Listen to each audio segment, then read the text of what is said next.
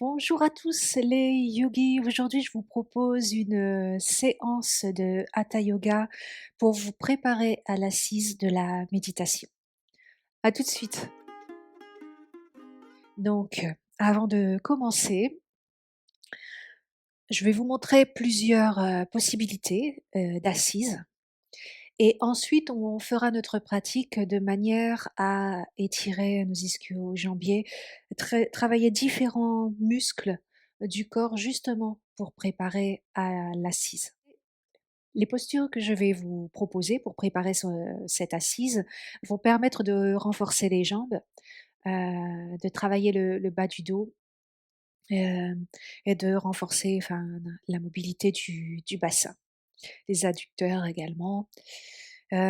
Par contre, les contre-indications à cette pratique, c'est tout ce qui concerne justement le dos, les hernies discales, les blessures aux ischio-jambiers, notamment des genoux, des chevilles fragiles. Certaines postures sont à éviter ou avec des variations différentes. Donc on commence, je vous montre quelques, postures, assises. Alors la 1re, la posture du héros. Alors, ce qu'il est essentiel de savoir quand vous avez une posture, que vous choisissez une posture pour la méditation, c'est qu'elle doit tenir dans le temps, donc ne pas être, douloureuse, pas inconfortable. Il faut vraiment choisir la posture qui est la plus confortable possible. Là, vous voyez, je suis dans la posture du héros. Je sais que je ne tiendrai pas longtemps, en tout cas sur un tapis fin, parce que j'ai, les os qui dépassent au niveau du haut de mes pieds et ça me fait un peu mal. Dans ces cas-là, j'hésite pas à utiliser une couverture ou une serviette en dessous. Donc moi, c'est pas pour le coup, c'est pas les genoux qui me gênent, mais plutôt le haut de mes pieds, le dessus de mes pieds. Hem, on peut poser un bloc sous les fessiers pour plus de facilité ou directement, s'installer, sans le bloc. Ça, c'est, la première assise. Une autre assise pour la méditation, c'est alors que ce soit avec un bloc ou pas, hein, là je vais vous montrer sans, mais une autre assise, c'est, la posture parfaite. La posture parfaite, vous rapprochez, un talon du pubis et l'autre vient, devant.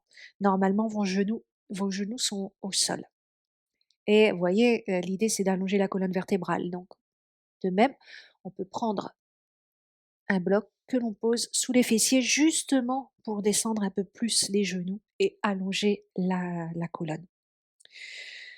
Une autre posture pour la méditation, ben, beaucoup la pratiquent, c'est, le tailleur, la posture, facile.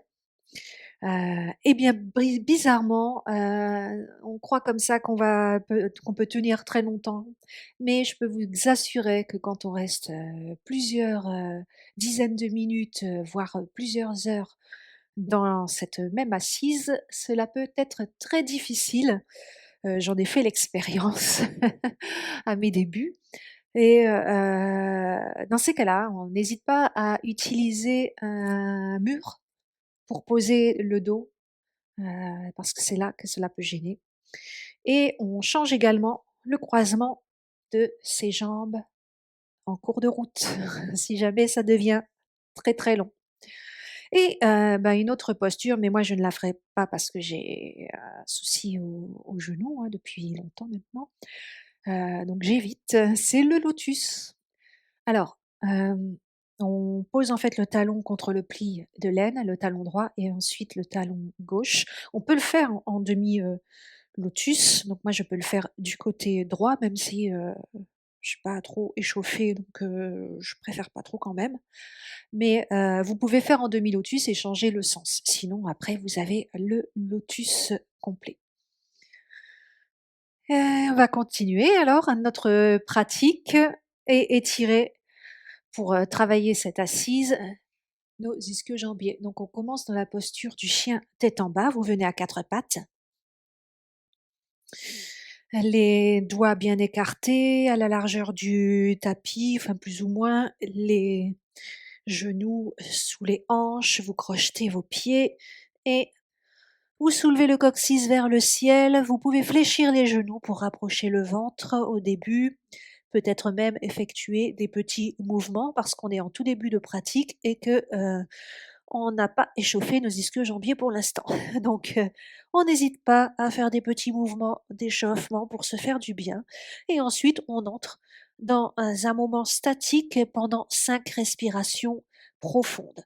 Et l'idée, c'est pas d'allonger absolument les jambes et de rapprocher les talons de votre tapis. L'idée, c'est vraiment d'allonger plutôt la colonne vertébrale, le dos. Ancrez bien vos mains dans le sol, surtout au niveau du pouce et de l'index. Vous pouvez crocheter un petit peu vos doigts pour vous aider. Rapprochez le ventre des cuisses et peu à peu, rentrez les côtes et rentrez le nombril vers la colonne vertébrale. Respirez par le nez.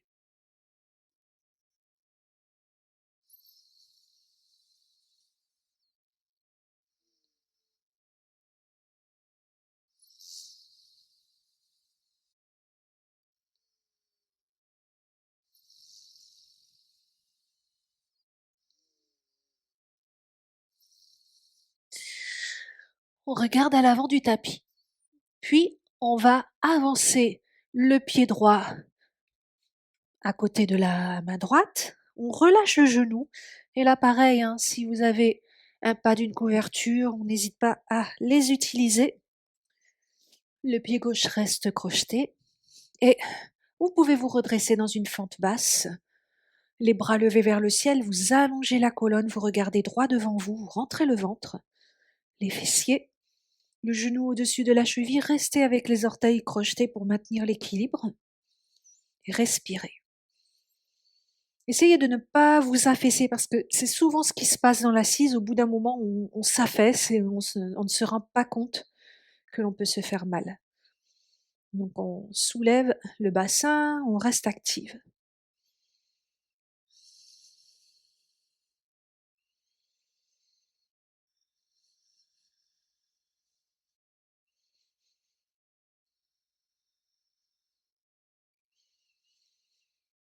Très bien. On va se lever. Alors, moi, je vais me mettre face à vous, ce sera plus simple. On va continuer avec le guerrier 2. Donc, on écarte les pieds, les jambes. Le pied droit pivote vers l'arrière de mon tapis. Le pied gauche est légèrement rentré vers l'intérieur. On essaie d'aligner les talons autant que possible. Fléchissez le genou au-dessus de la cheville. Vous pouvez réévaluer un petit peu l'écart entre les jambes. Coccyx baissé vers le ciel et genou plutôt entre le deuxième et troisième orteil. On soulève les bras parallèles au sol, on relâche les épaules, on ouvre la poitrine et on regarde entre les doigts de la main droite.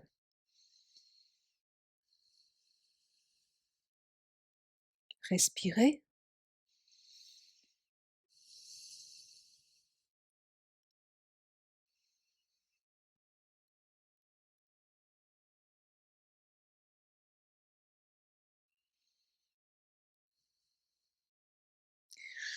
On tend la jambe, on peut réduire un petit peu l'espace entre les jambes pour le triangle. Donc, pour le triangle, à nouveau, les bras parallèles au sol.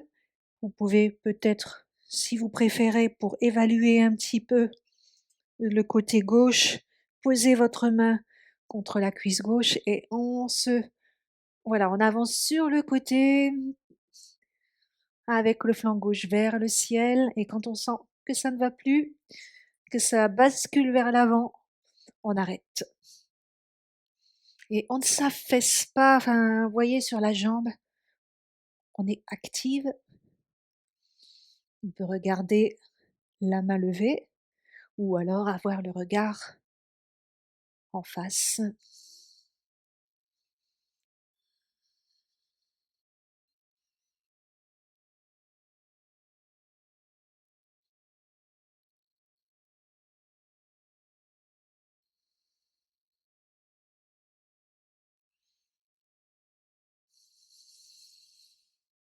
Très bien. À l'inspiration, vous vous redressez. À l'expiration, on roule un peu nos bras, on revient en chien, tête en bas. Pour 5 respirations profondes, on continue à fléchir les genoux, à rapprocher le ventre des cuisses, à écarter les doigts et à allonger notre colonne. Rentrez le nombril, rentrez les côtes.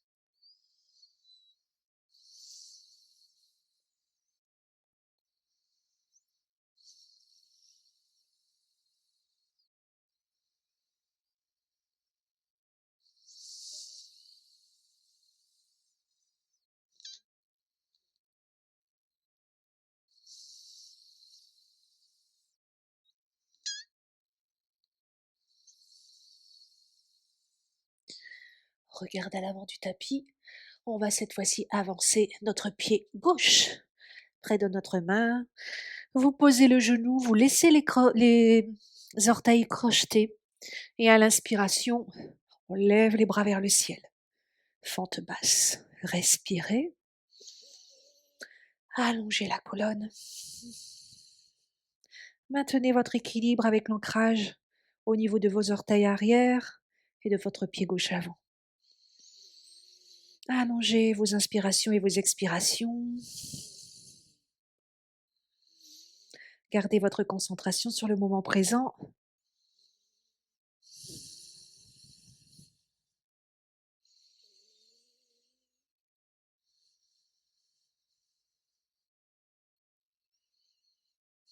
Très bien, expirez. Posez les mains. Je reviens face à vous et on continue avec le guerrier 2, Virabhadrasana B. On se souvient, les talons ensemble, enfin par une ligne imaginaire alignée, le genou au-dessus de la cheville, les épaules abaissées, les bras parallèles au sol, on rentre le nombril, les coccyx vers le ciel, pardon. Ouh, ça ferait un peu bizarre comme posture, mais voilà. Donc le coccyx vers la terre et on regarde les doigts de la main gauche.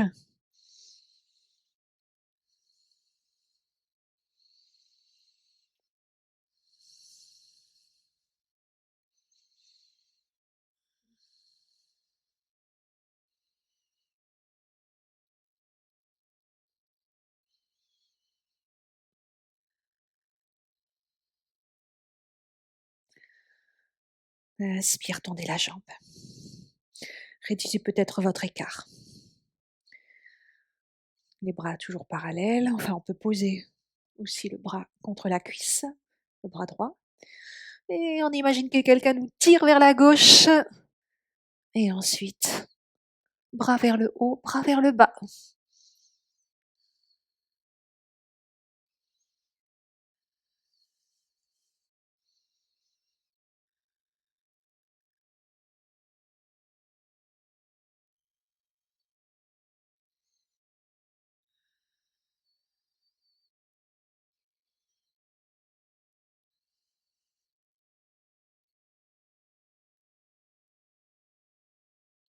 Très bien. À l'inspiration, redressez-vous. Posez les mains sur les hanches. Rentrez le pied gauche vers l'intérieur. Vous avez donc vos pieds légèrement entrés. Les talons toujours alignés. Je vous propose 2 possibilités. Prasarita Padottanasana D ou une variation avec les blocs. Donc vous pouvez d'ailleurs les utiliser tout de suite, même si vous ne les enfin les utiliser, les poser tout de suite, même si vous ne les utilisez pas forcément. Alors souvent on les met au niveau de la poitrine. Donc ça c'est la variation un peu plus simple et on allonge la colonne, le dos et donc Prasarita Padottanasana D. À l'expiration, donc vous baissez. Vous attrapez les gros orteils avec les doigts de la paix, le pouce, l'index, le majeur. À l'inspiration, vous ouvrez la poitrine. Et à l'expiration, les coudes au-dessus des poignets, on relâche la nuque.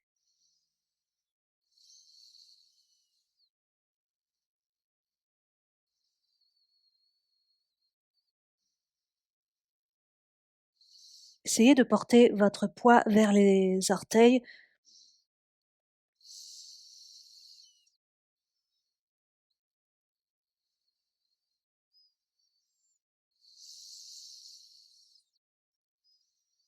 Très bien.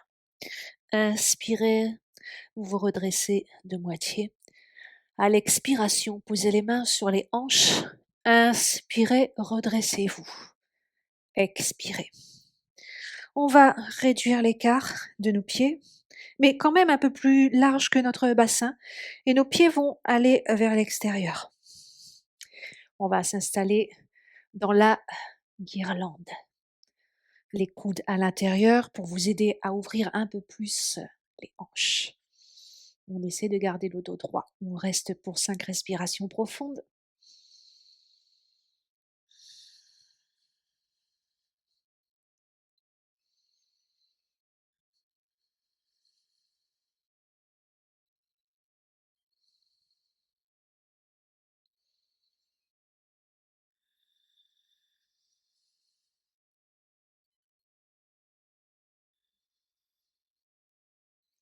Très bien. Vous allez poser les mains à l'arrière du dos pour vous asseoir. Et on continue avec le pligeon en torsion. Donc pour cela, on vient à quatre pattes déjà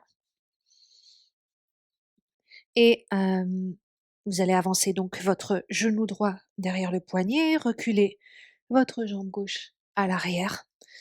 Et pourquoi une torsion? Tout simplement parce qu'on va poser nos mains sur le côté droit et on regarde devant nous, on respire, 5 respirations.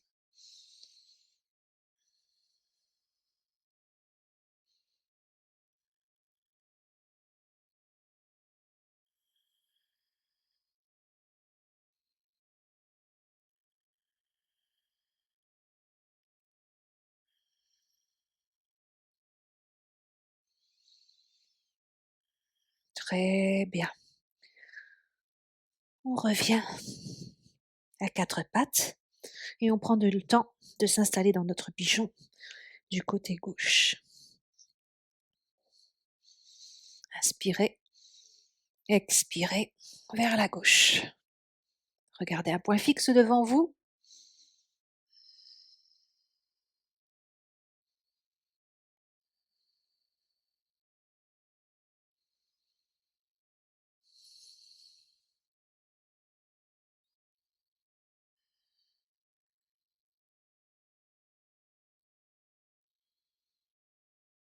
Très bien. On relâche.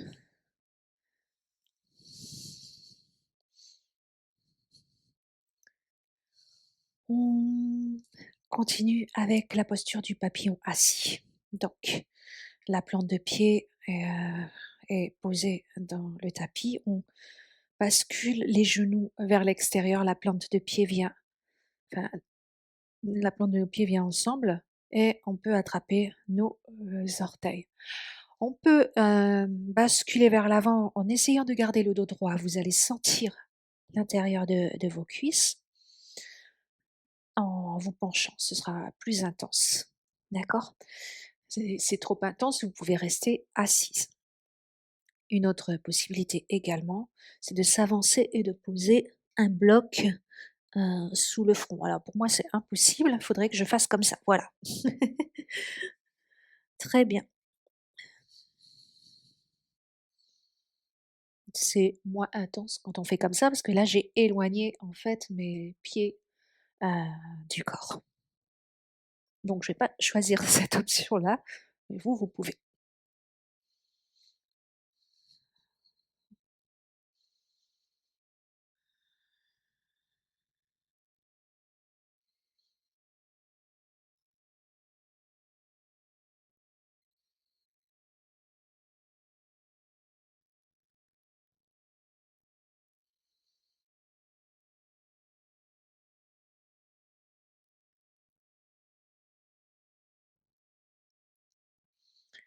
Redressez-vous. On continue alors, vous basculez votre talon, voyez sous la, cuisse droite et l'autre, enfin le genou droit vient s'empiler au-dessus du genou gauche dans la posture du lacet et on va, lever notre bras, gauche vers le ciel, poser la main à l'arrière entre les omoplates et l'autre main vient essayer de rejoindre dans la posture de la tête de vache.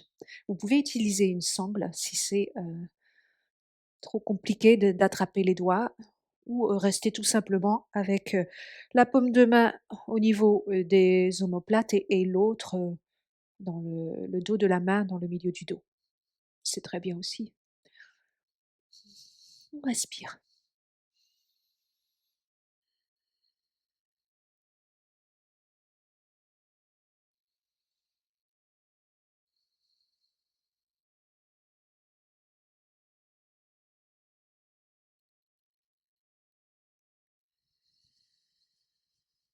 Mmh.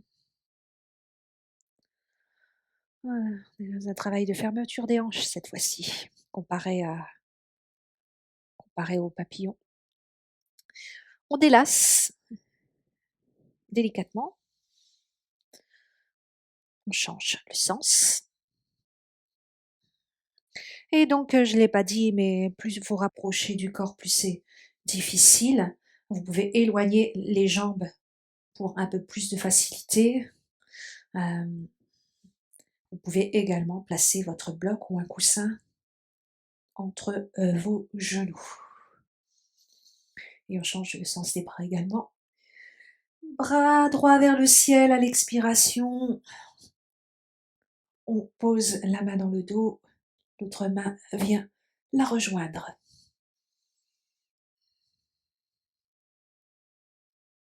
Respirez.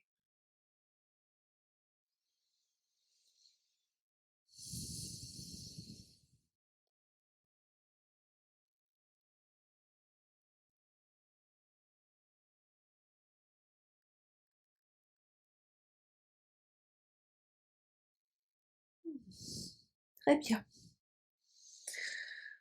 On relâche.